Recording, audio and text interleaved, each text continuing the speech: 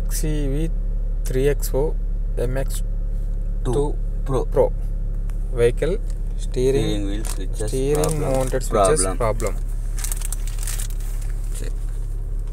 Volume increase చేస్తున్నాం, volume increase అవుతుంది, మళ్ళీ డిక్రీజ్ అయిపోతుంది, అంటే స్టేబుల్గా ఉండట్లేదు. ఇప్పుడు డిక్రీజ్ చేస్తున్నాం, డిక్రీజ్ కూడా స్టేబుల్గా ఉండట్లేదు. ఇది ప్రాబ్లం. దీన్ని మనం ఎలా క్లియర్ చేద్దాం చూద్దాం.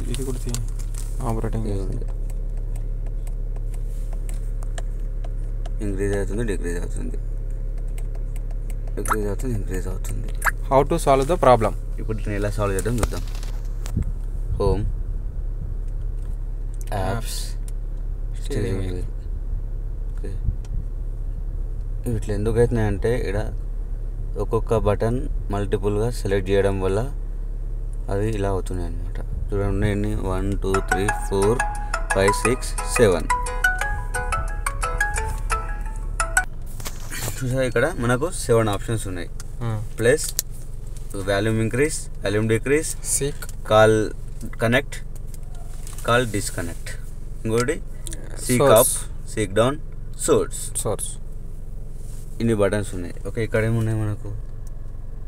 వాల్యూమ్ ఇంక్రీజ్ సెలెక్ట్ ఉంది, వాల్యూమ్ డిక్రీజ్ సెలెక్ట్ ఉంది, నెక్స్ట్ సెలెక్ట్ ఉంది, ప్రీవియస్ సెలెక్ట్ 1 2 3 4 5 6 7 ఉన్నాయి అనుకోండి. మ్యూట్, ఇది కూడా సెలెక్టెడ్, మ్యూట్ కూడా సెలెక్ట్ ఉంది. ఇక్కడ 8 ఉన్నాయి. ఓకే, దీనివల్ల మనకు ఈ ప్రాబ్లమ్స్ అనేది వస్తాయి అన్నమాట. ఇప్పుడు మనం దీన్ని ఎలా చేద్దామంటే ఫస్ట్ మొత్తం రీసెట్ చేద్దాం. రీసెట్ మీద క్లిక్ చేయాలి. ఇక్కడ రీసెట్ ఉంటుంది, దాని మీద క్లిక్ చేయాలి.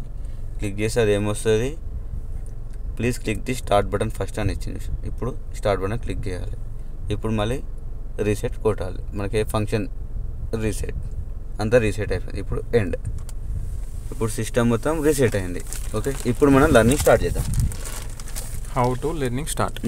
ఇప్పుడు లర్నింగ్ ఎలా అంటే ఫస్ట్ మనకు వాల్యూమ్ ఇంక్రీజ్ బటన్ సెలెక్ట్ చేద్దాం. దీన్ని లర్న్ చేద్దాం. ఎలా అంటే ఫస్ట్ స్టార్ట్ క్లిక్ చేయాలి. ఇక్కడ ఫంక్షన్ సెలెక్ట్ చేసుకోవాలి.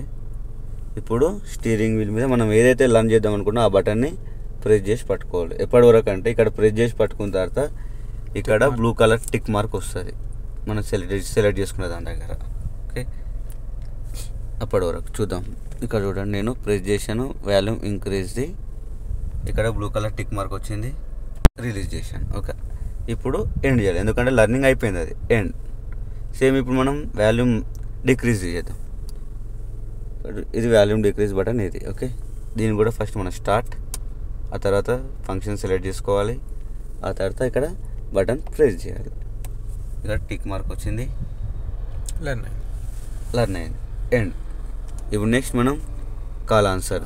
Okay, start, answer, button select, button press, blue mark, okay, end. Okay, ఇది కూడా లర్న్ అయింది. సేమ్ ఇలాగే మిగతా అన్నీ కూడా మనం సెట్ చేసుకోవాలి. ఓకే, ఇప్పుడు మనం ఇది ఎండ్ చేసి మనం ఇప్పుడు చేసిన ఫంక్షన్స్ పని చేసిన చూద్దాం. ఇంతకుముందు మనం వాల్యూమ్ ఇంక్రీజ్ చేస్తుంటే మళ్ళీ ఆటోమేటిక్ డిక్రీజ్ అవుతుండే. ఇప్పుడు